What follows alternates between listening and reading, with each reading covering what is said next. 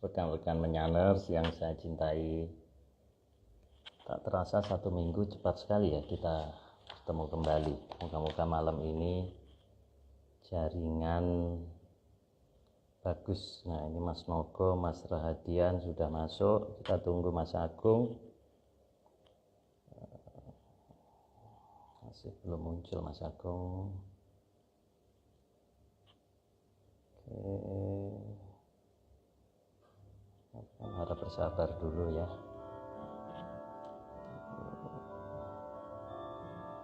Mas Agung, nah ini Mas Agung udah ada ini. Mas Doni, Megananda, selamat bergabung. Terima kasih. Kita tunggu. Halo Pak Iwan. Pak. Halo Mas Agung. Iya, Wah, wah ini belakang ini seperti batik sama pecot. Ini saya juga mau invite narasumber kita, Mas Agung. Sorry, narator kita. Ini sebentar. Nah, Mbak Nini juga udah gabung. Nah, ini pas ya sekarang ya. Tadi pas, Mas. Ini. Udah, Mas. Ya. Ya. Tunggu dulu, Mas. Nah, ini sekarang. sudah gabung. Waduh, ini generasi pre-Z ini. Luar biasa. Nah, udah, pas. Ini yang namanya Sondang yang mana nih? Raja Sondang Bintang Sabungan Sihaluhu. Wah, keren sekali. Ini umur berapa ini? Luar biasa ini. Satu lagi Aima ya. Aima. Iya. Malam, salam menyan Aima. Coba tes suaranya. Coba kedengeran nggak suaranya? Coba. Halo? Halo. Halo?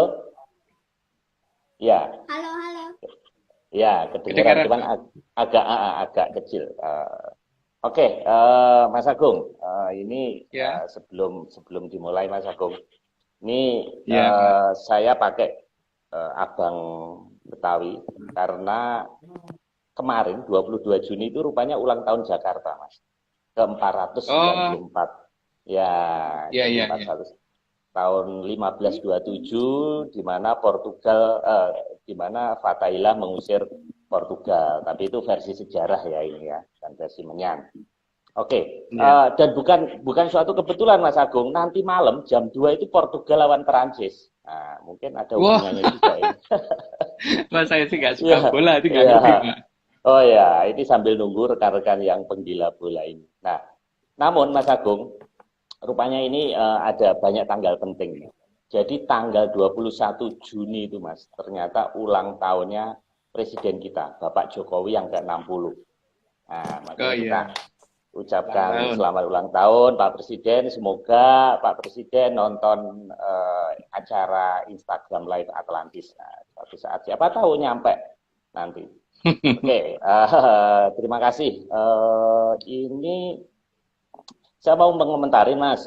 Jadi teman-teman ini yang baru tahu, baru join itu sudah biasa mengucapkan salam menyaners gitu. Rupanya ini setelah 1 tahun nih kita mengucapkan menyanti jadi fasih ya rupanya. Ini saya mau tanya Mas Agung, ini backgroundnya kok agak lain, ini apa Mas? Seperti batik, terus ada pecut, ini ada makna ini Mas? Ada. Ini batik ini kan buatannya Mbak Vicky yang waktu itu pernah jadi narator juga kan di kita. Setelah Syahira ya kalau nggak salah, setelah Syahira. Oke. Yeah. Ini batiknya beliau. Dia menggambarkan Atlantis untuk versi beliau. Lumayan bagus, saya jadikan background sekali. Kan bagus Pak. Gitu. Ini keren banget Mas. Jadi seperti kayak kota futuristik, tapi seperti kayak bambu gitu. Ininya kayak bambu, pohon bambu. Ini boleh pesan Mas saya Mas. Nanti saya juga pakai itu biar kita kembaran Mas. Pesan, maksudnya saya mau pengen beli batiknya gitu. Loh, itu nanti kok seperti ada keris itu apa Mas? Loh, yang kok bisa hilang? Tadi di situ ada seperti kayak gagang keris. Ada. Wah ini enggak ada Pak. Ada tadi di bawah. Ada, Nggak nanti ada. saya Tuh, play. tangan saya kosong. Nah, itu salah, Dan ini salah kamera mungkin, Pak. nanti saya play lagi pasti ada. Oke, Mas Agung, ini saya mau intip open mic. Nih, sebentar. Nah, ini saya lihat intip sedikit nih. Rupanya Mas Agung produktif sekali. Ini 10 jam yang lalu. Ini apakah benar bulan berotasi? Satu lagi tidak ada udara di angkasa. Wah, ini insting. Ini masih terus, Mas Seminggu ya? tiga sekarang, Pak. Masih, seminggu Oh, tiga. seminggu tiga. Nanti malah kapan-kapan saya pengen Pak Marius ikut di situ ya. Ikut ngobrol di Oh, situ boleh. ya. Boleh, boleh, boleh. Ya, oke. Boleh. Siap. Ya. Nanti kita janjian ya, Pak ya. Untuk supaya open Oke, mic boleh. lebih lucu dan gabung bersama Atlantis. Oke.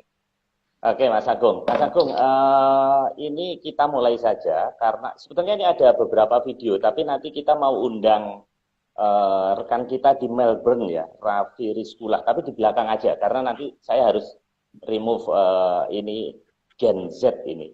Nah, ini kita mulai saja dulu. Nanti di akhir acara baru baru Oke. kita Ya. ada beberapa pertanyaan. Oke, rekan-rekan menyaners, sebelumnya ini jadi saya masukkan Clubhouse. Mungkin rekan-rekan yang belum familiar Clubhouse itu ini saya masukkan ini di sini. Jadi ini suaranya saya relay biar kalau ada yang pengguna Clubhouse bisa juga ikut mendengarkan. Nah, ini merupakan serial terusan ya. Jadi 55, 56 ini rangkaian. Jadi rekan-rekan yang baru join harap mengikuti serial-serial sebelumnya supaya nyambung. Oke, saya manggilnya gimana ini? Sondang ya? Raja Sondang, halo? Kita mulai slide pertama. Halo, mulai, silakan. Angin adalah salah satu kekuatan alam yang bisa digunakan manusia. Dan kekuatan alam ini kalau bisa dimanfaatkan akan membuat kehidupan menjadi lebih indah. Ya. Ya. Jadi mulai episode Oke. ini Mas Agung habis dibaca ditutup itunya supaya nanti Panjangnya. pergantian ke Mas Agungnya jelas ya. Silakan Mas. Oh ya. Oke. Ya, saya kira cukup jelas Pak ya. Ini nggak sah kita ngomong secara yang di luar nalar ya, yang dalam kondisi nalar normal aja kan angin minimal bisa dirubah menjadi tenaga listrik kan Pak, gitu. Kalau menggunakan kincir. Ya, walaupun kita nggak tahu gimana yang digunakan, malah kebanyakan malah yang bukan yang free energy seperti itu ya nggak ngerti ya. Tapi paling tidak ini bisa digunakan seperti itu. Tapi pada dasarnya model-model seperti ini juga ada kekuatan seperti ini juga ada yang bawa, dan yang bawa ini juga harusnya tidak dibiarkan begitu saja gitu. Kalau dibiarkan ya dia ngantem sana sini. Jadi seharusnya dimanfaatkan dengan benar, diterima terus dimanfaatkan dengan benar. Oke, monggo dilanjut dulu. Ayo, Aima. Petir juga merupakan kekuatan alam yang biasanya ikut dalam proses terjadinya angin besar dan hujan.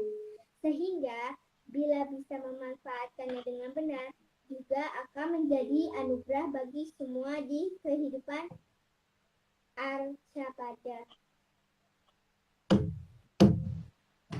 Wah, bagus ngendangnya.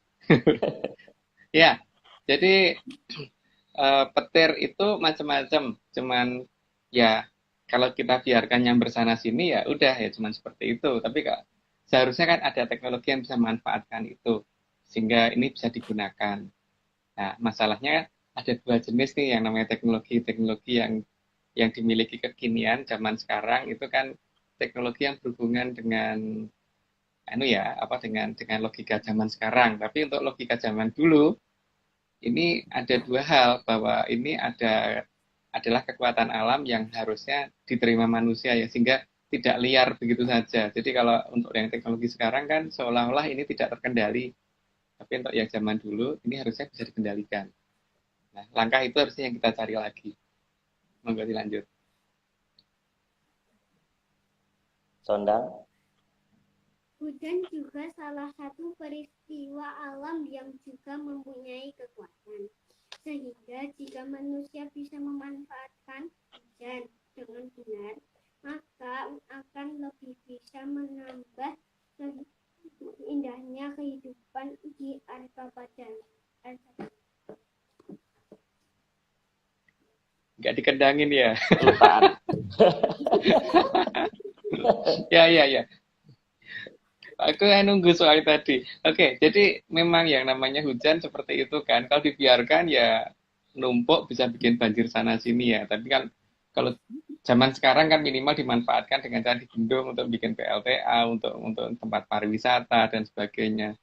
Nah, tapi masalahnya kan di luar itu semua masih ada satu hal lagi bahwa ini bisa dikendalikan dan ini bisa diatur seharusnya. Makanya ini jangan dibiarkan bebas begitu aja untuk ini. Jadi harusnya manusia mempunyai kemampuan untuk mengatur ini ya. Karena minimal kan dalam satu lingkup taman tempat golf aja ada atau yang bisa ngatur seperti itu.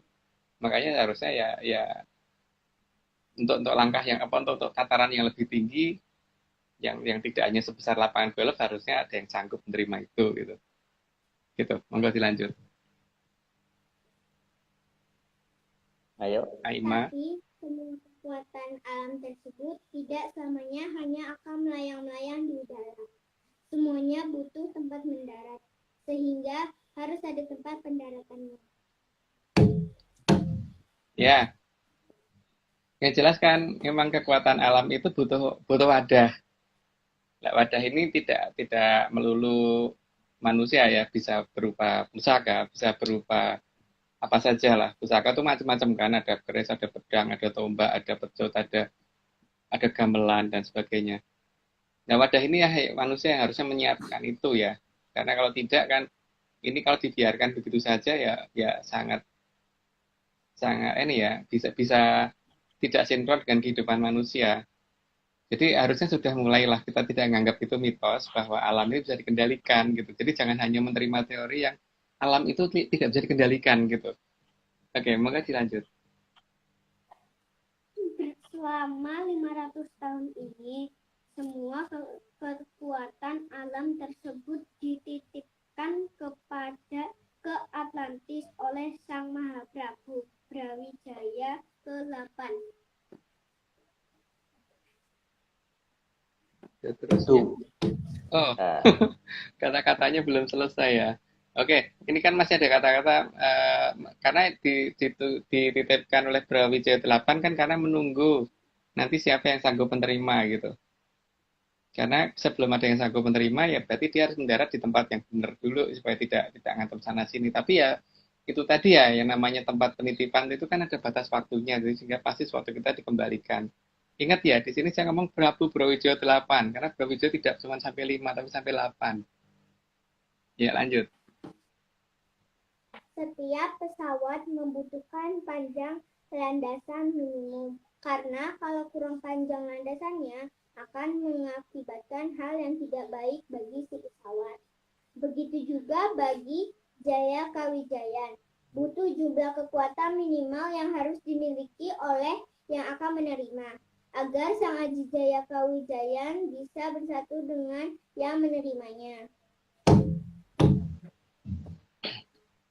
Yang namanya yang di atas itu pasti akan kalau melihat pasti akan lebih jelas daripada yang di bawah karena ini mungkin yang di bawah sudah merasa kita punya lapangan terbang sudah cukup panjang nih 200 km tapi kan pesawat jumbo jet itu minimal butuh 2 kilo gitu kan sehingga ya yang di atas akan tahu ini kalau dipakai mendarat pasti akan kurang gitu ya.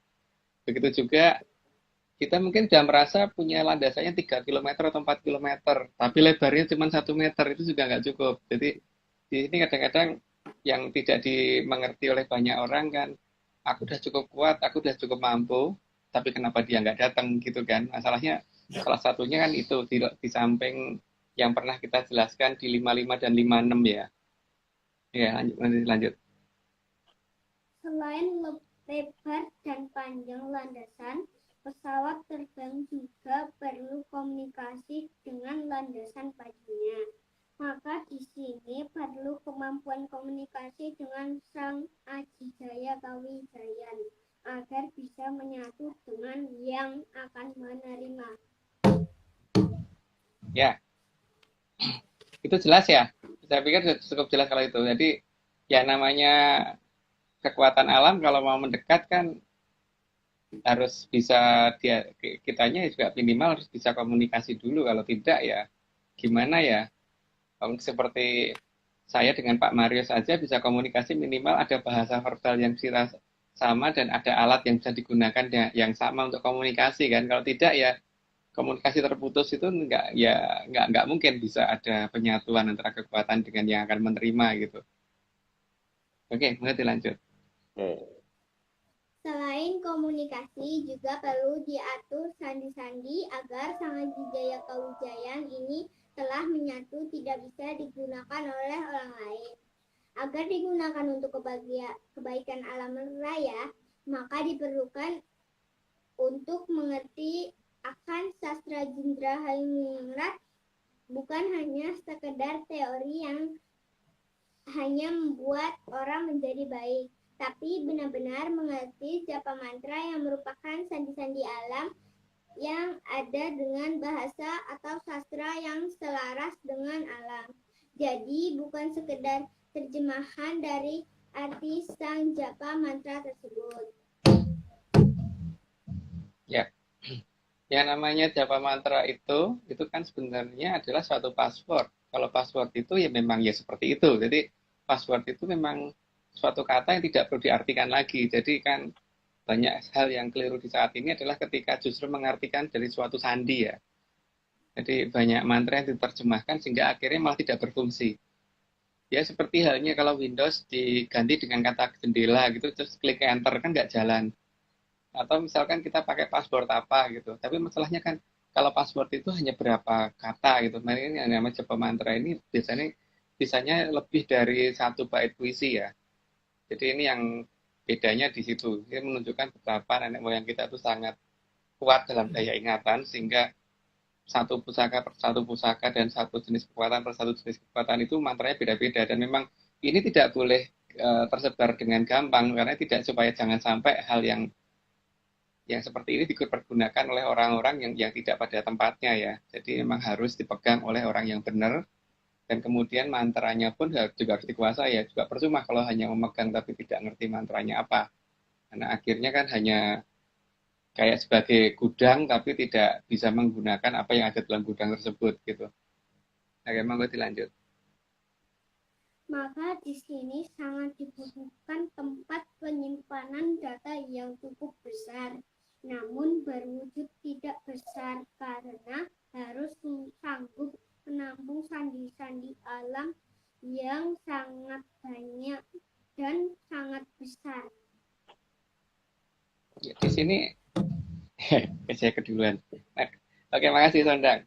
Di sini ada masalah dua ya. Jadi setelah masalah kekuatan alamnya mengerti kan berarti kita juga harus mengukur seperti halnya ini ada air satu ember itu nggak mungkin diterima dengan satu gelas gitu kan. Jadi kalau satu ember ya berarti harus tersedia ember. Berarti kalau misalkan tataran kita cuma sebesar gelas ya memang nggak akan sampai. Yang pertama, tapi yang kedua kan masalah yang berhubungan dengan sandi. Sandinya itu panjang sehingga kalau tingkat menghafal atau tingkat memori kita rendah ya memang tidak bisa karena memang itu berupa sekian bait puisi jadi tidak pendek. Jadi sandi itu tidak cuma 1 2 3 sampai 10 patah kata tidak.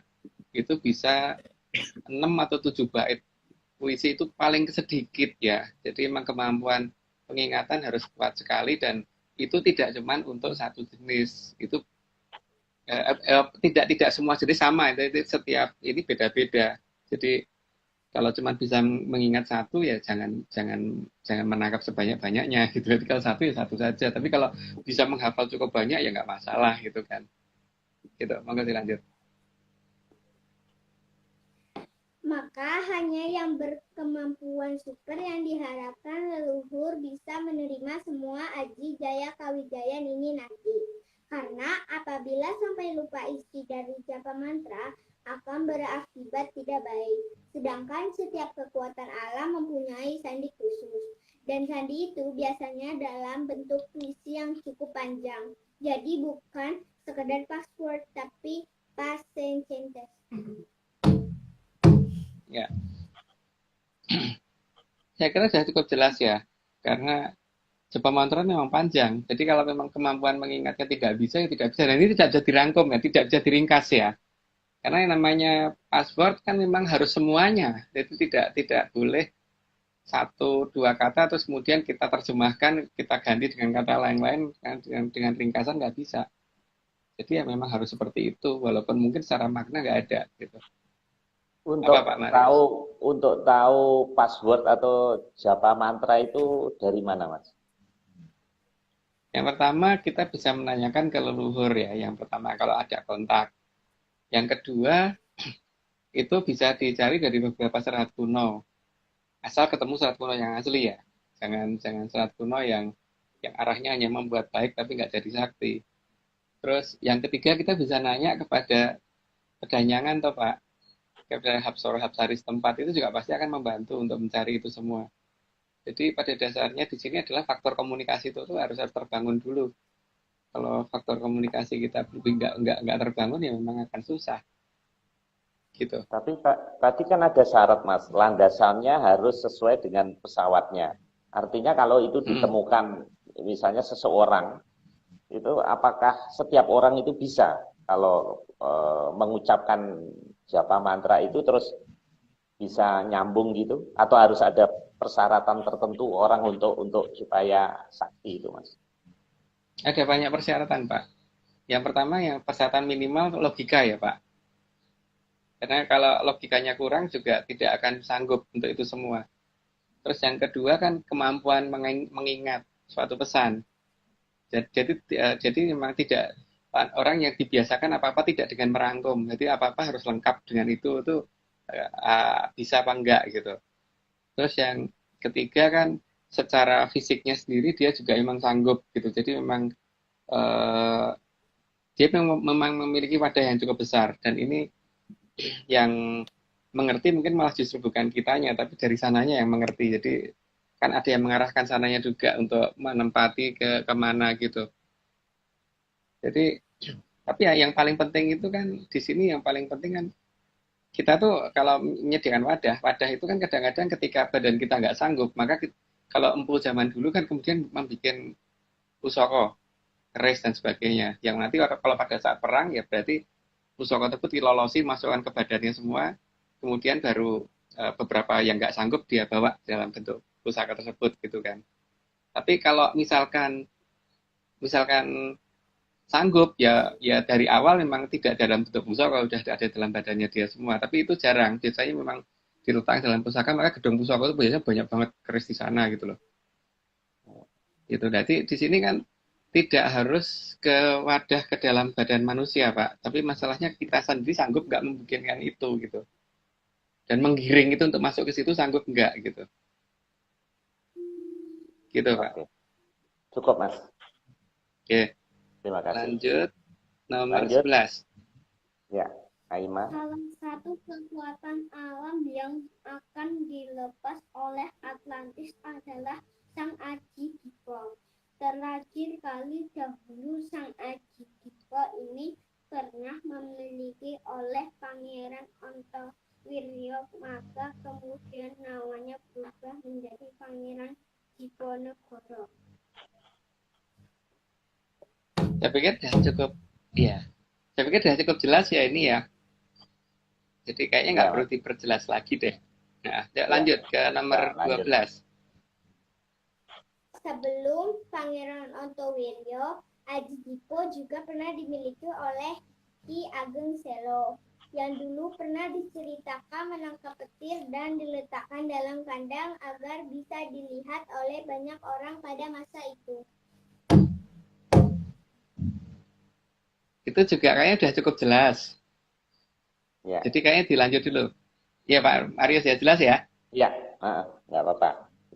Nanti kita perjelas di dulu. Zoom aja kalau ada yang nggak jelas nanti Mas, kan ada rangkuman. Silakan. Pada masa Ki Ageng Selo, Sang Aji Dipa diberi nama Gendri dengan wujud ular naga yang sudah beliau perkecil dan lepas saat ada yang menyiram dengan air. Saat itu sebenarnya Ki Ageng Selo hanya ingin menunjukkan ke masyarakat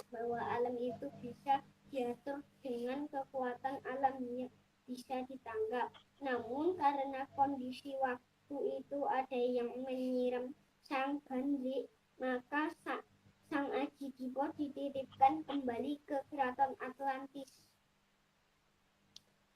Ya, jadi kan dulu pernah ada cerita seperti itu ya. Jadi beliau pernah menangkap, Ki Ageng Sela itu menangkap petir yang wujudnya dimasukkan ke dalam kandang gitu, wujudnya kayak ular naga kecil. Dan kemudian itu diberi nama Gandri. Makanya banyak orang Jawa yang sekarang kalau ada petir kan sambil ngomong Gandri, aku putrane Ki Ageng Sela gitu, supaya nggak kesambar petir kan begitu. Tapi itu hanya kalau berhadapan dengan Aji Dipo ya, karena sang Aji Dipo kan memang itu. Nah, tapi dulu memang sudah dipesan jangan sampai ini disiram sama air. Tapi ada orang yang nekat nyiram sama air karena pengen nyoba ya, kesambar mampu sendiri sih memang sih orang tersebut. Tapi ya itulah yang terjadi di masa lalu gitu. Oke, dilanjut. Jadi ada Mas Mehmet Suremet ada nanya itu Mas arti Dipo. Arti Dipo berarti aji-aji tadi Mas. Iya, nama sang aji-ajinya itu Dipo. Yang punya banyak sih, seperti dulu kan di atas seperti Kresno Dipoyono itu juga yang punya Aji Dipo, Pak. Jadi rata-rata menggunakan nama Dipo setelah megang Aji Dipo itu, tapi juga tidak semuanya ya. Gitu. Bukan di Terakhir ada di Ponorogo. Keraton Mataram di zaman. Itu Pak Marius kalau itu. Oke, adik kita lanjut. Aima ya. Atlantis tentu saja mempunyai batas waktu bagi semua jenis titipan dari para leluhur kita tersebut. Karena mereka bukan bangsa yang suka memiliki apapun yang bukan jatah mereka.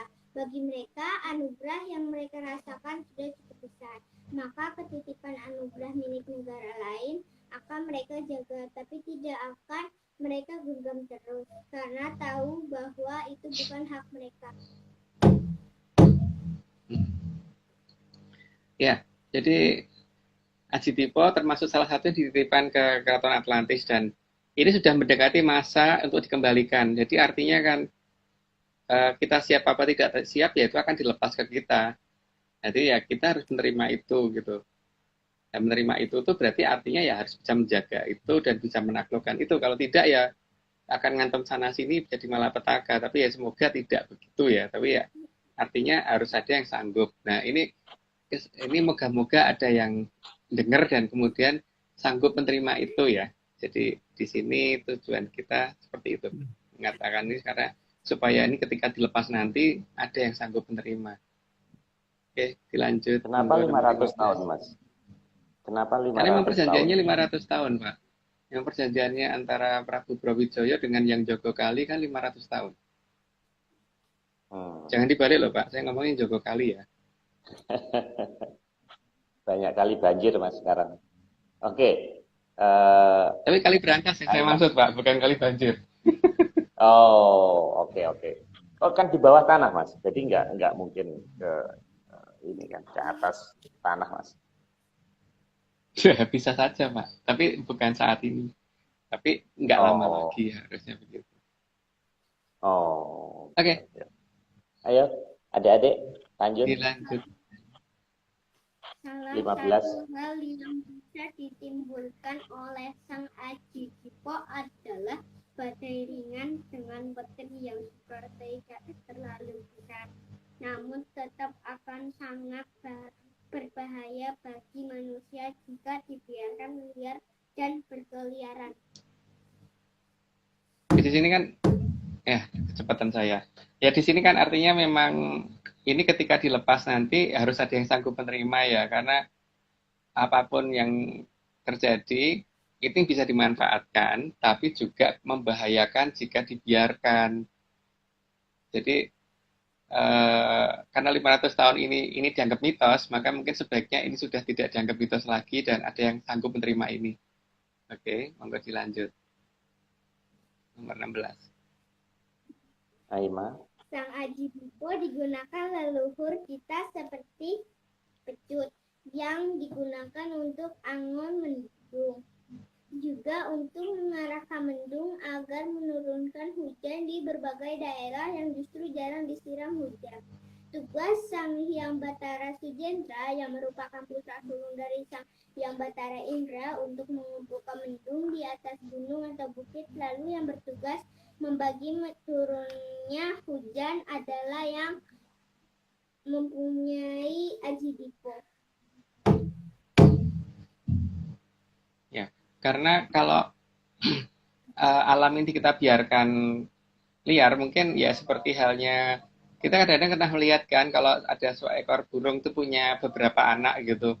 Ketika memberi makan anaknya mungkin ya anak yang sering dekat mulutnya aja yang dikasih makan terus gitu. Karena memang ini ya tidak kadang-kadang kurang fokus gitu. Begitu juga di masalah di kadewatan kadang-kadang ada masalah seperti itu kan. Jadi kadang-kadang ada daerah yang terus saja kena hujan sampai daerahnya mungkin lewat subur atau malah lewat banjir. Terus kemudian ada daerah yang benar-benar nggak pernah kena. Nah, makanya di sini tugasnya untuk yang punya Aji Dipo kan ikut membantu dalam hal seperti ini. Jadi ketika daerah sana sudah kelebihan, ya ini harusnya dipindahkan ke wilayah lain yang membutuhkan hujan tersebut gitu. Jadi bukan hal yang salah untuk menerima Aji Dipo ini, tapi paling tidak ya harus ada yang sanggup menerima gitu. Nah, kalau dilanjut. Maka dengan kembalinya Aji Dipo diharapkan agar Nusantara ini semua tanahnya kembali menjadi subur. Pembagian turunnya hujan jadi merata karena hal tersebut memang tugas dari manusia. Di sini memang peran dari manusia dibutuhkannya di sini karena paling tidak itu kan kalau kalau misalkan wujud manusia, jadi misalkan ada rakyat dalam satu desa yang merasa bahwa di daerahnya sudah sangat kering atau di daerahnya kebanjiran karena terlalu hujan terlalu tinggi, maka ketika menghadap kepada pemerintah di waktu itu, gitu, maka pemerintahlah yang harusnya mengarahkan hujan menuju kemana gitu loh, bukan kemudian oh itu nggak bisa dikendalikan, nggak begitu seharusnya.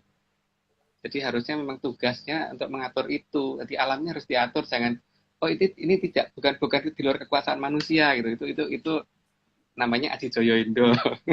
Oke, mungkin dilanjut. Selain tanah menjadi subur, juga akan tidak terjadi kelebihan curah hujan di tempat tertentu yang bisa mengakibatkan banjir. Kayaknya sudah cukup jelas, jadi tidak perlu diperjelas lagi. Jadi monggo dilanjut nomor 19. Selain meresahkan masyarakat, banjir juga bisa menimbulkan penyakit yang sangat bervariasi. Hal ini sangat membuat sedih para leluhur jika anak cucu tidak ada yang bisa menerima Aji Dipo. Karena memang Aji Dipo adalah milik leluhur yang harus dimiliki salah satu anak cucu yang mampu menerimanya. Mungkin garis besarnya ada di bawah ya yang mampu menerimanya ya. Tapi juga harus mau kan. Jadi juga jangan hanya kemudian nganggap mitos terus kemudian berlindung di bawah bahwa itu tidak bisa dikendalikan. Jadi harusnya sudah mulai dicari caranya gitu. Jangan kemudian itu pasti nggak bisa. Itu bukan kekuasaan manusia. Justru itu salah karena nenek moyang kita itu kan diwongi Jawantah itu, jadi bukan hanya manusia biasa. Jadi seharusnya sudah mulai dicari kembali langkah-langkah untuk mengendalikan itu gitu, dan jangan dibiarkan lari sana sini. Oke, Dan ini leluhur kita juga sedih Mas ya kalau kita nggak bisa menerima itu. Oh iya Pak, ya karena beliau sudah tidak boleh ikut campur kan, karena itu tugas untuk orang yang masih hidup, bukan untuk yang sudah tidak hidup gitu. Jadi ketika beliau hanya bisa melihat dari atas, zaman dulu kan ini bisa dipegang, kenapa sekarang enggak? Itu akan menjadi tangisan beliau sebenarnya kalau melihat kemudian alam jadi tidak terkendali gitu. Karena ini minimal saat ini sudah mulai terjadi kan hujan salah musim, petir sudah mulai keluar pelan-pelan karena kan memang datangnya itu bertahap, tidak langsung bruk gitu. Nah, tapi yang saya khawatirkan kan ketika nanti pada saatnya sudah semuanya dikeluarkan, lah itu bisa tidak terkendali. Tapi kalau tidak ada yang mau menerima, atau kalau hanya dianggap mitos. Atau lebih parah lagi kalau hanya dianggap sebatas kata-kata indah gitu loh Pak. Karena ini bukan hanya kata-kata indah. Oke, monggo dilanjut. Nomor 20. Maka sebaiknya Aji Dipo jangan hanya dianggap mitos dan cuma sebatas kata-kata bijak yang sama sekali tidak menyambung dengan salah satu jenis kekuatan alam ini. Kalau dianggap hanya sebatas kata-kata bijak, maka ini akan seperti bom waktu. Karena begitu dilepas dari Atlantis, akan menghantam sana-sini sampai ada yang mampu menerimanya. Karena saya tadi udah kecepatan, jadi kayaknya nggak perlu diperjelas lagi. Tapi kaitannya dengan Atlantis, Mas. Kaitannya dengan Atlantis nih, kan ada kata-kata itu. Karena saatnya dititipkan ke sana, Pak. Karena Prabu Brawijaya sangat tahu persis bahwa di sini tidak akan ada yang sanggup menerima ketika ada tata cara yang berubah dimulai dari waktu itu, maka dititipkan ke wilayah sana. Tapi penitipan itu kan tetap ada batas waktunya toh Pak. Jadi tetap akan dikembalikan. Oke, lanjut ya Pak. Lanjut. 21, monggo. Kalau dibiarkan liar dan tidak terkendali, maka Aji Dipo akan mengakibatkan hujan dan badai salah musim. Sungguh merupakan hal yang sangat mulia bagi yang merasa mampu untuk secepat mungkin agar dapat menangkapnya. Jadi bukan berpura-pura menangkap, tapi benar-benar menangkapnya. Karena di situ Satria Piningit akan dapat jatah paling akhir agar kekuatan alam bisa terdistribusi ke banyak orang. Tapi kalau memang tidak ada yang sanggup, ya nantinya akan terpusat ke satu orang saja, yaitu sang Satria Piningit. Itu menurut Jongko ya Pak. Jadi kan di sini yang dikehendaki leluhur itu kan bagaimana supaya kekuatan alam itu terdistribusi ke banyak orang, ya tidak terkonsentrasi ke satu orang. Karena kalau terkonsentrasi ke satu orang kan pertama beban yang menerima juga cukup berat, dan kemudian orang yang lain juga mungkin kok kayaknya Dewa itu nggak adil gitu kan, cuma ke satu orang. Maka di sini memang sebisa mungkin terdistribusi ke banyak orang supaya ada ya paling tidak ini kalau tidak terlalu otoriter lah Pak. Kalau misalkan satu orang yang terima kan kemudian cuma bisa seperti itu ya. Tapi kalau ada banyak orang kan sehingga kekuatan itu tidak numpuk ke satu, sehingga kalau ada satu kesalahan masih ada yang bisa ngingetin gitu kan. Tapi kalau dia sendiri yang menerima ya akan seperti itu. Makanya sangat mulia kalau misalkan ada yang sanggup menerima itu gitu. Karena ini memang kekuatan besar, dan ya tidak bisa cuma pura-pura ngomong bisa nerima tapi nggak nerima, itu jangan. Karena dikira sudah tenang karena sudah merasa ada yang menerima, tapi ternyata masih keliaran ke sana ke sini. Jadi tidak bisa dengan hanya sebatas kata-kata dan hanya sebatas berpura-pura juga tidak bisa. Nggak bisa sebaiknya ngomong nggak bisa gitu saja, tapi kalau bisa ya ngomong bisa. Oke, monggo dilanjut. Nomor 22. Selain Aji Dipo, masih ada yang lebih besar lagi yang bernama Aji Gelap Mampat, yang kalau di alam raya akan terlihat sebagai badai petir yang cukup besar. Seperti badai petir yang cukup besar. Jadi ini lebih besar lagi dari Aji Dipo. Jadi ini bahkan di zaman Mataram sudah belum ada yang sanggup menerima ya. Jadi di Majapahit ke atas itu masih jadi pegangan dan andalan nenek moyang kita. Jadi ini juga akan dikembalikan, dan ya semoga ada yang bersiap-siap untuk sanggup menerima ini gitu. Oke, dilanjut nomor 23. Namun jika tidak terkendali, maka Aji Gelap Mampar akan mengakibatkan kejadian yang sangat berbahaya Kayaknya salah itu, Dek. Itu 24, ini 23. Salah kan? Diulang 23. Yang 23. Aji gelap ngampar itu. Aji gelap mampar pada zaman dahulu digunakan leluhur kita untuk menghalau pasukan Buto yang kadang menyamar sebagai hujan badai yang cukup besar dan tidak bisa dikendalikan dengan aji jipo. Semua kekuatan tuh ada tingkatan-tingkatannya. Jadi di sini kan ketika ada kekuatan yang kira-kira tidak sanggup dikendalikan dengan Aji Dipo, ya berarti ada yang lebih besar lagi. Ini contohnya si gelap mampar. Dan ini memang lebih berbahaya lagi daripada si Aji Dipo, tapi ya memang ini juga lah salah satu kekuatan yang dititipkan Mojopahit waktu itu ke Atlantis yang akan dikembalikan. Monggo dilanjut dulu, nomor 24.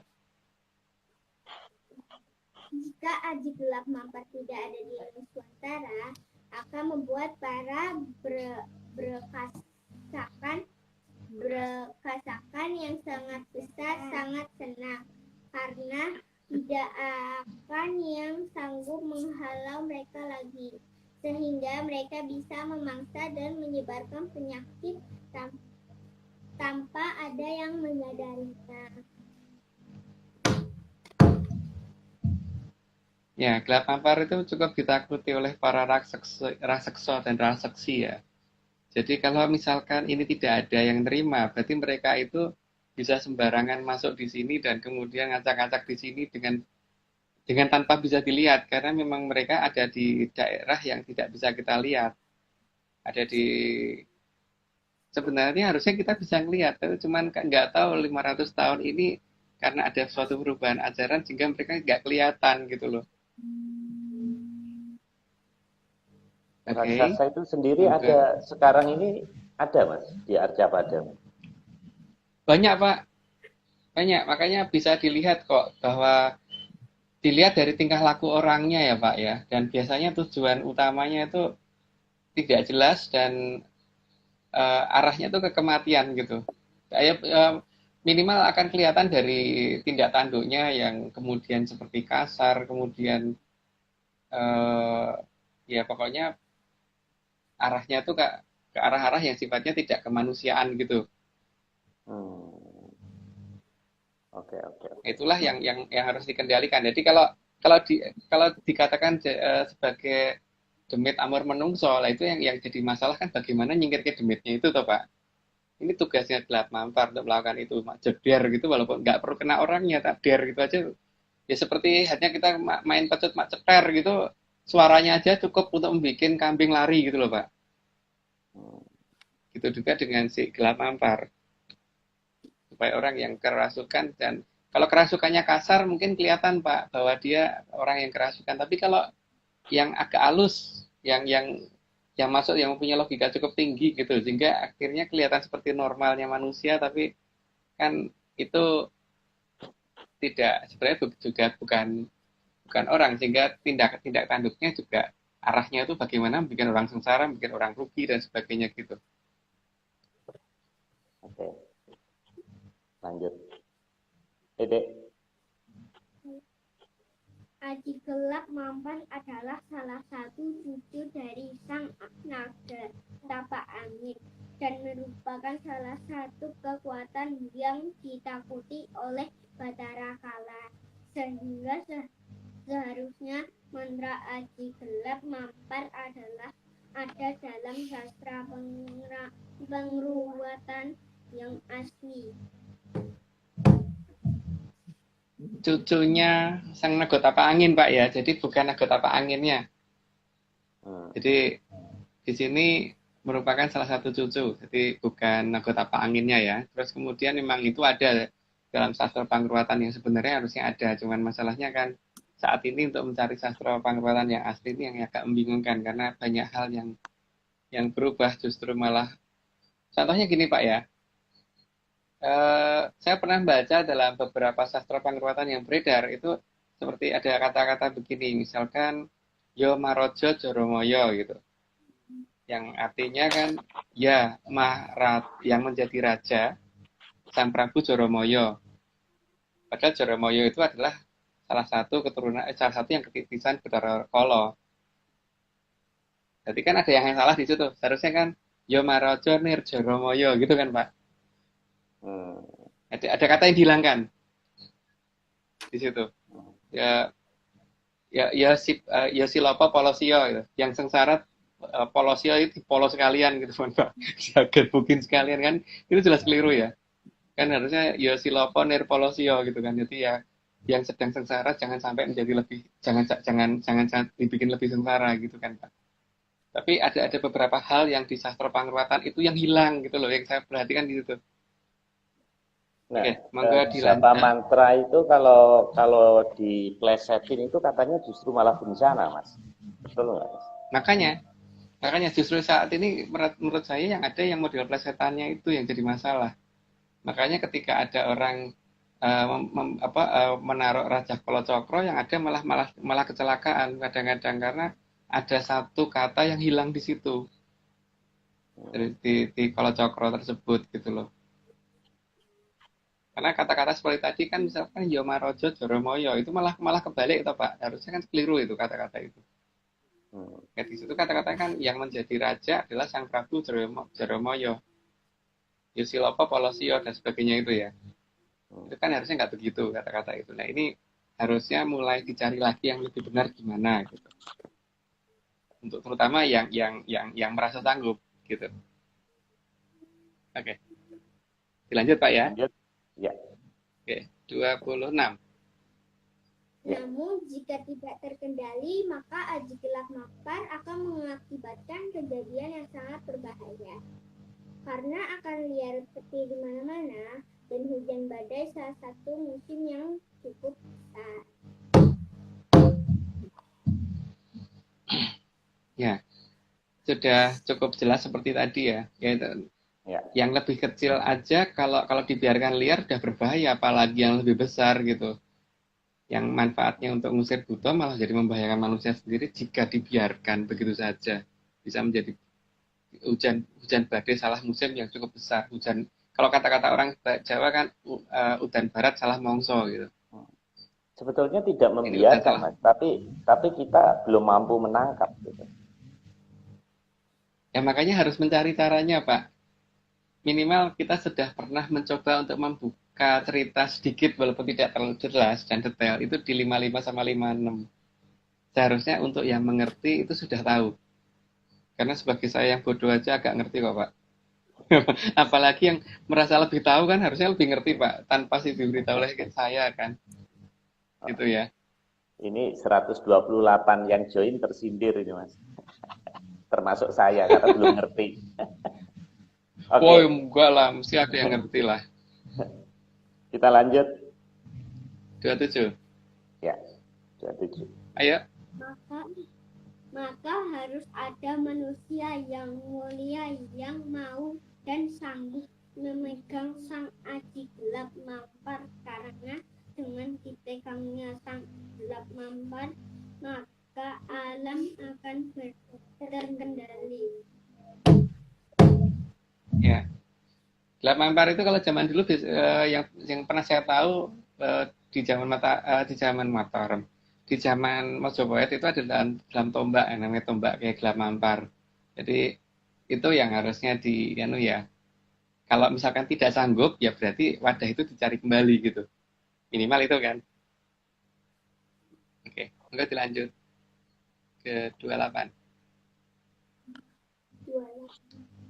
Tentu saja yang menerima bukan orang yang hanya merasa mampu, tapi memang yang benar-benar mampu.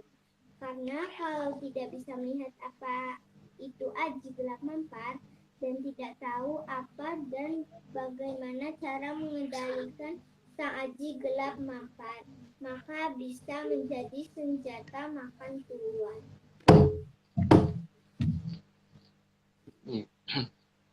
Gambarannya kayak udah cukup jelas. Memang itu sesuatu hal yang kalau hanya ngaku ngerti akan berbahaya ya. Jadi harus benar-benar ngerti dan tidak hanya ngaku-ngaku tahu ya. Jadi kalau memang sanggup, memang sebaiknya segera. Tapi kalau tidak sanggup, jangan ngomong ngerti, jangan ngomong tahu, karena berbahaya untuk dirinya sendiri.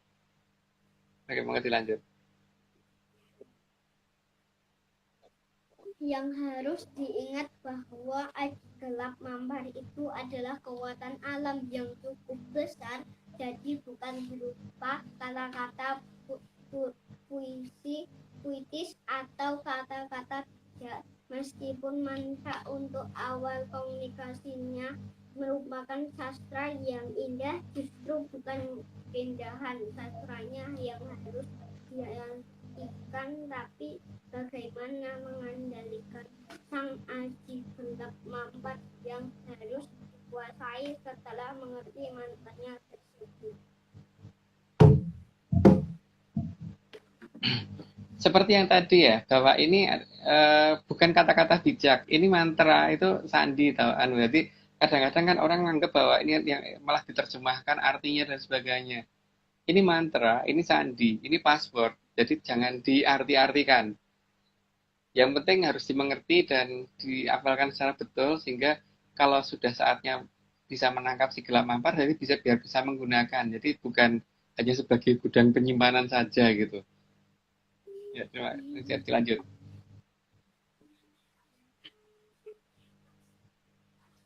Ayo. Maka salah satu usaha manusia untuk bisa mengendalikan sang aji gelap mampar. Kok ketawa? Maka salah satu usaha manusia untuk bisa mengendalikan sang aji gelap mampar adalah salah satu pengorbanan yang sangat mulia. Karena kalau salah malah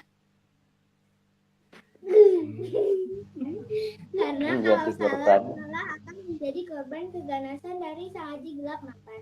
Maka hanya disyaratkan yang memang merasa mampu untuk menerima sang aji gelap mampar setelah saatnya dilepaskan dari Atlantis. Merupakan tugas bagi yang merasa bisa anggun, karena sang satria piningit atau bocah anggun justru diminta paling akhir setelah benar-benar tidak ada yang mampu untuk menangkap dan mengendalikannya. Ya, termasuk barang titipan tuh ini yang dititipkan ke Atlantis, jadi memang akan dilepas, akan dikembalikan setelah waktu perjanjian selesai. Jadi mumpung masih ada waktu, sebaiknya kan sudah mulai ada yang mempersiapkan diri. Karena kan seperti tadi, jangan sampai semuanya terkondisi di satu tempat gitu kan. Karena kalau di satu tempat kan berat yang ini ya. Sekarang memang itu tidak mudah, ya, itu merupakan suatu pengorbanan yang cukup besar ya. Karena bagaimanapun juga ada kekuatan dalam badan kita yang dari alam yang kemudian mempunyai kekuatan seperti itu kan rasanya hampir kayak disetrum listrik tiap hari kan itu, dan ini memang harus dirasakan oleh yang megang. Tapi itulah yang namanya pengorbanan demi teraturnya alam gitu. Memang harus ada yang sanggup menerima itu dan bisa kuat dalam menerima itu gitu. Oke, mau dilanjut. Aima, ayo.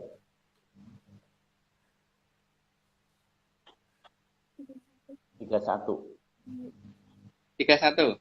Slide 31, Dik. Hal ini agar manusia tahu bahwa dewa itu adil, sehingga semua manusia diberi kesempatan yang sama untuk mencoba menerima aji gelap mampar.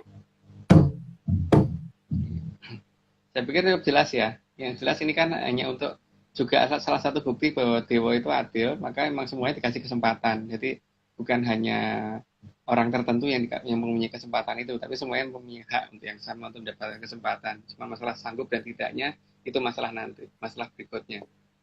Oke, dilanjut dulu.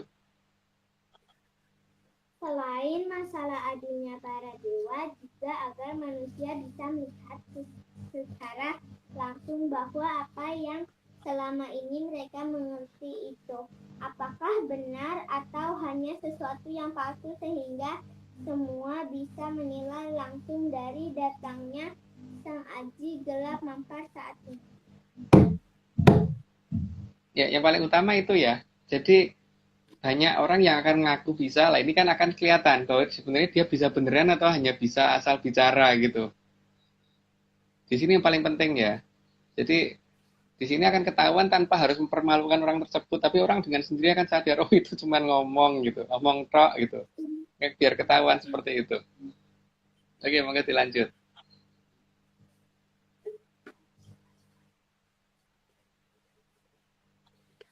Selain masalah adilnya para dewa, selain itu juga akan dilepas aji gelap sayuta yang jauh lebih berbahaya dibandingkan aji gelap mampar. Ya, saya kira cukup jelas. Dari tadi urutannya kan aji dipo, aji gelap mampar, nih aji gelap sayuta juga akan dilepas juga. Itu efeknya petir yang lebih besar lagi daripada si gelap mampar. Jadi ini lebih berbahaya sehingga ini juga kita yang harus siap-siap menerima itu gitu. Oke, monggo dilanjut dulu. Pada zaman dahulu, salah satu yang pernah memegang aji gelap sayuta adalah Sang Mahapatih Gajah Mada atau Mahapatih Maudara. Mauda berarti gajah dan Dara adalah putih. Tapi karena tidak ada gambar yang mirip gambar Mahapatih Maudara yang seharusnya ganteng banget, maka di sini pakai lambang gajah putih saja. Ya. Kan sangat susah mencarinya. Mohon maaf ini karena sangat susah mencari gambarnya beliau, Bapak. Saya tidak menemukan gambar yang pas seperti yang saya lihat, sehingga ya perlambangnya saja lah. Jadi bukan beliau seperti gajah, tidak ya. Jadi beliau juga bukan gajah, tapi lambangnya saja. Karena namanya Maudo itu kan gajah, darah itu putih, atau gajah itu ya gajah, mada itu putih. Jadi gajah mada kan gajah putih. Lambangnya saja ya. Tapi untuk wajahnya, saya belum menemukan wajah yang tepat, walaupun saya lihat buku sejarah sekalipun tidak mirip dengan wajahnya beliau sama sekali. Monggo dilanjut. Pada zaman yang lebih silam, aji gelap sayuta juga digunakan oleh Sang Mahaprabu Watugunung atau Mahaprabu Sela Arga untuk menaklukkan Sang Hyang Jagat Pratingkah. Saat itu karena dirasa semena-mena dalam satu zaman merendam bumi dengan air banjir besar di zaman kala Tirta, maka setelah Sang Hyang Jagat Pratingkah kalah perang zaman kala Tirta berhasil dihentikan dan pindah ke zaman kala Swabara. Itu salah satu yang sebelum Mahapati Gajah Mada kan Mahaprabu Seloargo atau Mahaprabu Watugunung, yang waktu itu kemudian karena beliau merasa tidak adil terjadinya erbas selama satu zaman Kolotirto itu, maka beliau yang menghentikan zaman Kolotirto tersebut. Ini kan yang disebut dengan Sang Guru yang atau dikenal dengan Sang Kuryang mungkin Jawa Barat. Jadi ya inilah salah satu gunanya gitu loh. Bahkan Doro Guru pun ternyata takut dulu dengan Sang Gelap Sayuto, maka ini harus segera ada yang bisa menerima itu. Oke, monggo dilanjut. Karena saat ini ada di penghujung zaman kala Bendu. Bendu artinya hukuman. Sejaman kala Suba. Suba artinya putih. Maka aji gelap sayuta sangatlah diperlukan.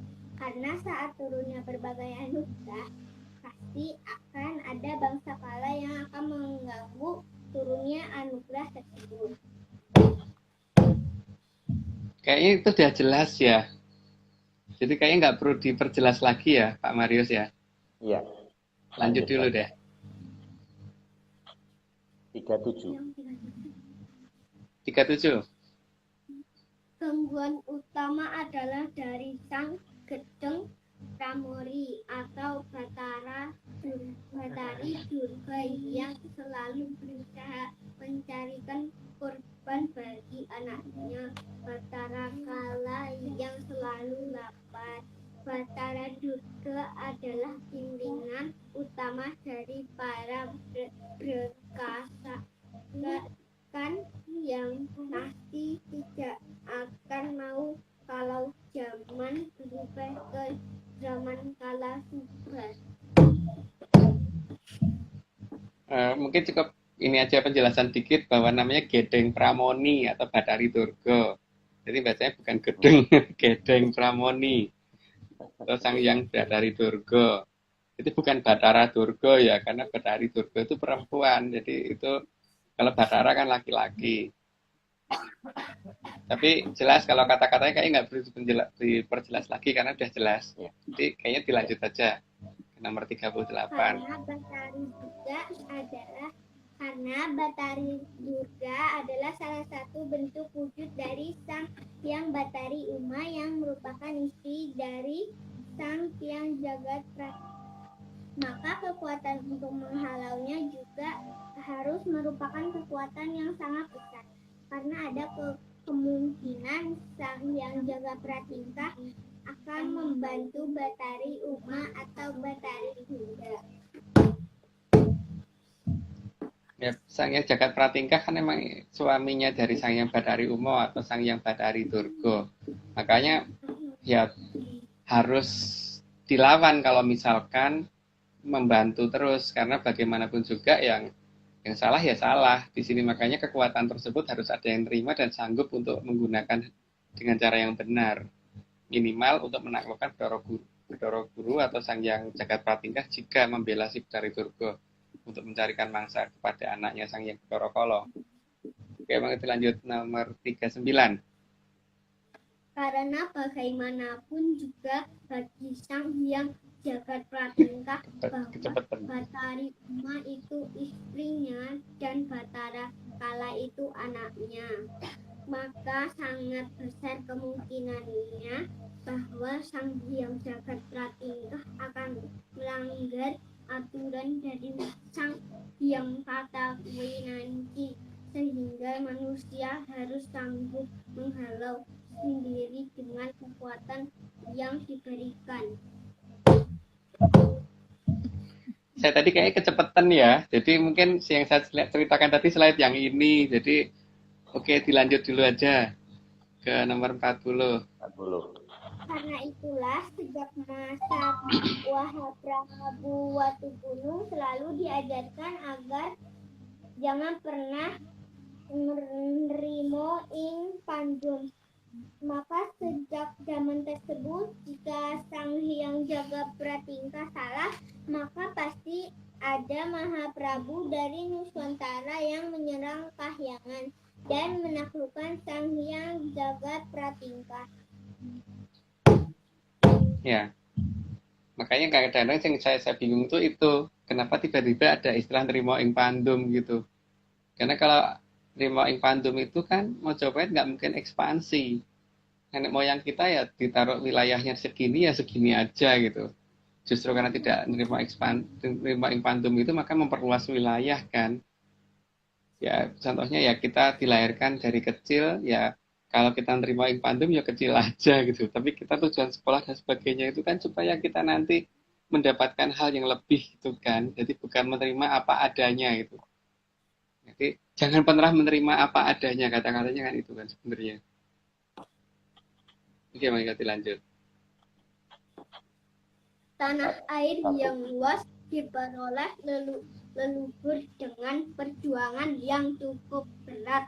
Jadi bukan dengan menerima ing pandum, maka sudah selayaknya kekuatan yang digunakan leluhur saat dilepas dari Atlantis agar bisa diterima oleh anak cucu di Nusantara ini.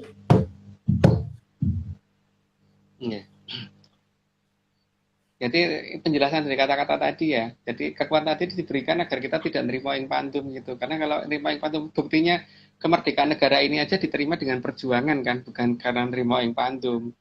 Cukup besar pengorbanan dari para pejuang sampai negara kita bisa merdeka. Itu bukti tidak nerima ing pandum. Kalau nerima ing pandum ya kita dijajah saja selamanya. Ya lanjut. kejelian akan membedakan apa yang pantas diterima dan tidak pantas diterima. Maka agar tidak terjebak oleh kekuatan para buto yang menginginkan manusia salah arah, sangatlah perlu untuk terlatih menggunakan mata satu. Ini sudah kita jelaskan berkali-kali bahwa karena di depan mata kita ini tidak terlihat, sehingga kita hanya bisa melihat dari ekor mata. Kalau kita melihat pakai ekor mata, itu nggak mungkin pakai dua mata.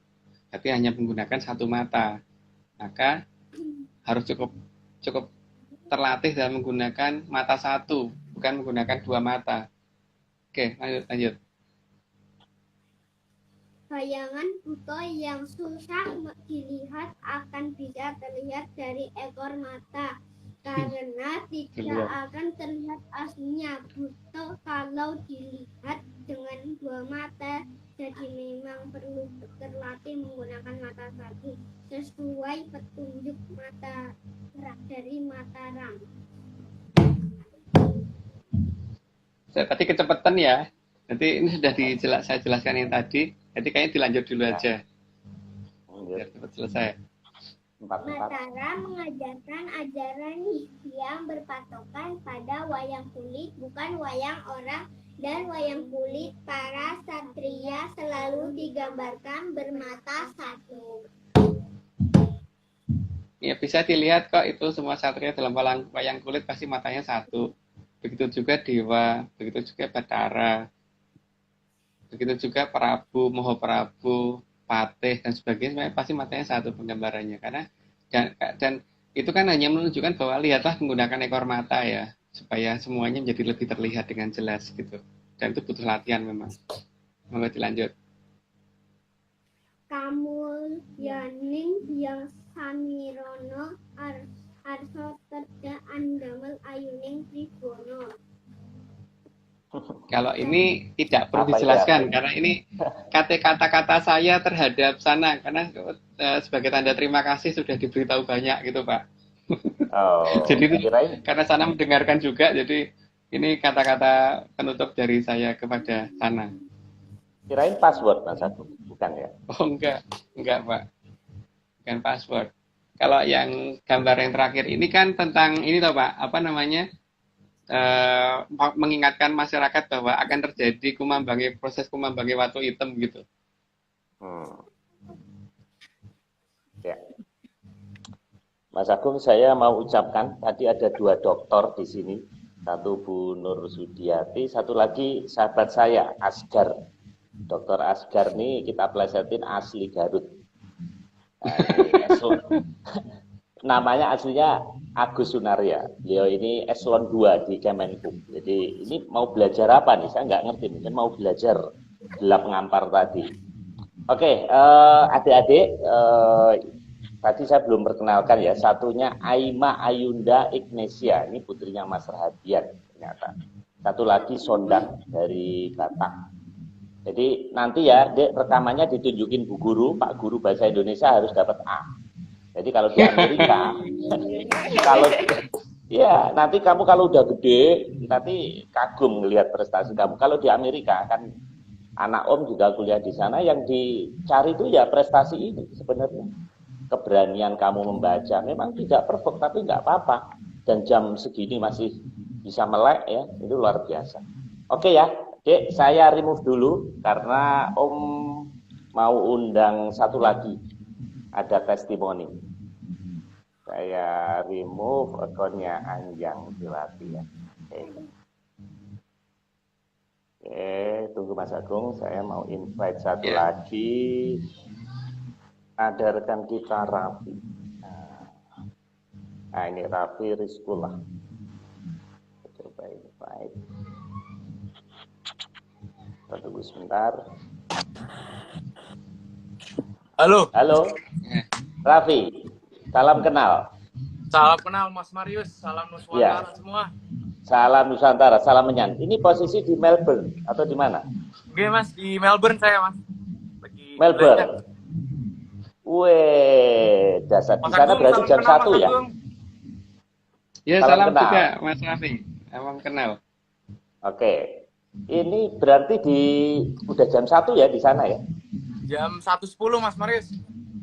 Oke. Iya, iya, iya, iya. Saya biasanya nongkrong di Lonsdale, di Spencer situ, Mas. Widih. Kalau Mantap. di depan dulu nonton Australian Open deh. Wih. Udah lama Mantap nih Mas lockdown, Marius. saya nggak ke Melbourne, banyak warung kopi sekarang keren di sana, keren. Oke, thank you Rizky. Ya, saya mau play salah satu video ini. Kelihatannya kamu merekam. Ini saya pengen cerita kamu dari apartemen kamu. Ini saya dari Mas Nogo. Saya mau konfirmasi, namun sebelumnya kita play dulu rekan-rekan, ada 35 detik.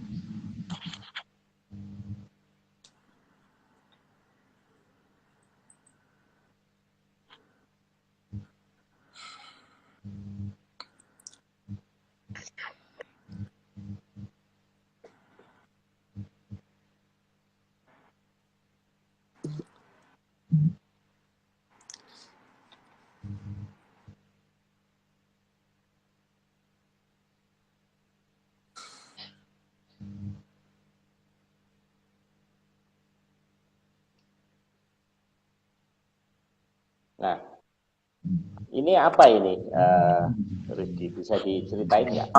Perkenalkan, nama saya Raffi. Jadi minggu lalu pas hari Rabu, pas banget hari Rabu, aku baru selesai sembayang kan, Mas Marius. Habis baru selesai sembayang, terus ngelihat ada sesuatu yang di langit ya kan. Apaan itu kan? Saya pertama kira helikopter. Nah, terus saya waspada aja, saya keluar balkon. Loh, kok nggak ada suara helikopter yang kayak biasanya ya? Nah, terus ada kelap-kelip gitu. Saya rekam aja ini buat rame di Atlantis Series ya kan. Terus pas saya rekam, nggak tahu ya, ini aku merasakan energi yang berbeda pas ngeliatnya. Itu satu. Dua, terbangnya bisa ke kiri, ke kanan, ke atas, ke bawah, Mas Marius. Aku ngeliat sendiri pakai mata saya soalnya. Dan aku rekam, terus aku kirim kan ke Mas Timi. Nah, terus pas dilihat sama Mas Timi juga, ternyata katanya AFO ya Mas ya. Jadi aku kaget juga, tapi bersyukur sih aku bisa ngelihat, soalnya keren banget Mas Marius. Bisa ngeliat pakai mata sendiri soalnya. Nggak nyangka. Media sana ada memberitakan nggak di Sydney Morning Herald sekarang? Ada pemberitaan di media massa? Saya nggak pernah nonton berita, Mas. Maaf, Mas. Agak mengganggu kedamaian pikiran, Mas. Distraksi lah. Oh, jadi itu nggak turun ya? Jadi arahnya bisa vertikal, bisa horizontal gitu? Bisa gini, Mas. Bisa gini, ke atas, ke bawah, terus lanjut lagi, terus ke atas, ke bawah. Itu sih yang aku lihat ya. Masih inget kok. Oh. Iya. Itu tepat hari Rabu minggu lalu ya? Iya, persis Rabu minggu lalu, Mas. Tepat kita lagi bahas juga ini. Nah, ini saya dapat kiriman juga, ini video dari Ciamis. Coba ini kita lihat. Ini enggak jauh beda, ini tanggal 20.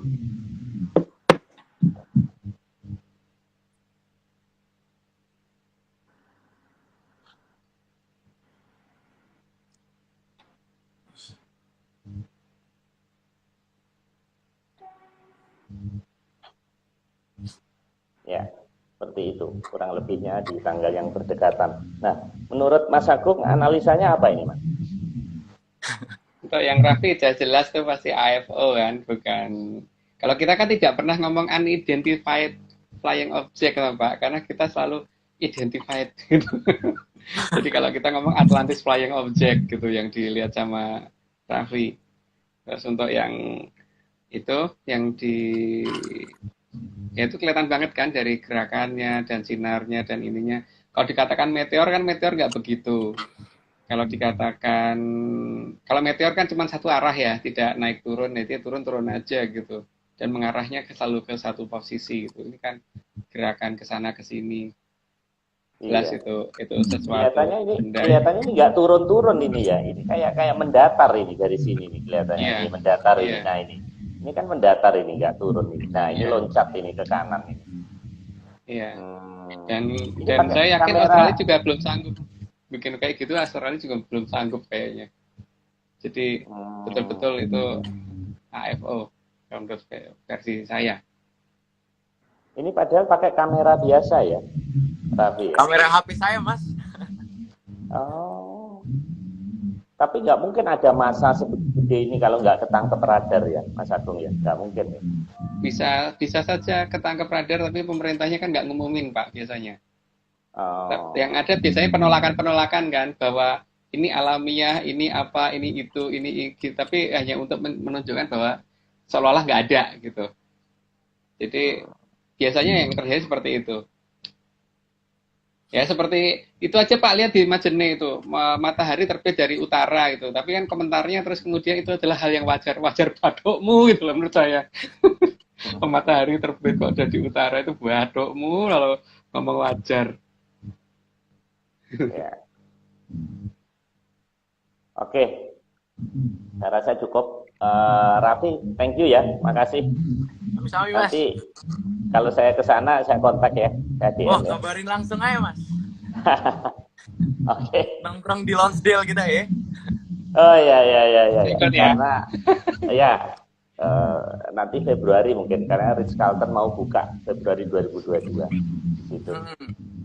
Oke. Mas Agung minggu depan itu apa topiknya Mas? Masih Jaya Gotong balik. Nanti untuk topiknya apa, judulnya apa nanti ya Pak ya. Tapi jelas masih Mas Jaya Gotong balik. Tapi Pak Marius mau kan ikut open mic sama saya? Boleh Mas. Tapi tunggu COVID turun dulu Mas. Ini karena lagi tinggi. Oh iya. Raffi, di COVID di Melbourne gimana? Katanya udah lepas masker ya? Gimana di Australia? Saya nggak pernah pakai masker, Mas. Oh gitu? Saya nggak tahu sih. Saya juga ngikutin dari leluhur saya juga yang ngomong saya ini. Nggak usah takut lah. Yang penting jaga diri, jaga makanan, jaga olahraga, aman seharusnya. Oh, tapi udah vaksin ya? Enggak, saya nggak vaksin juga, Mas. Oh, loh, sampai sekarang belum vaksin? Belum. Saya nggak percaya vaksin, Mas.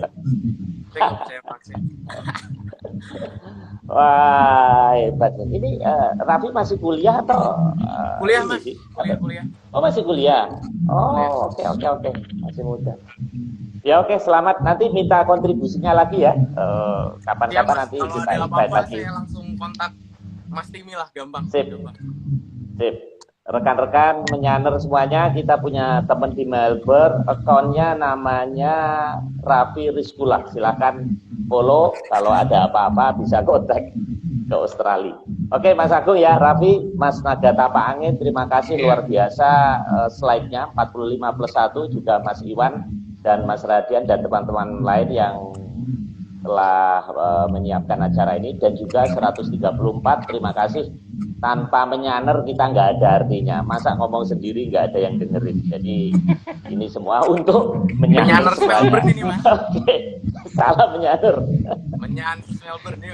Oke, sampai jumpa. Sampai. Ya, Rabu menyaner.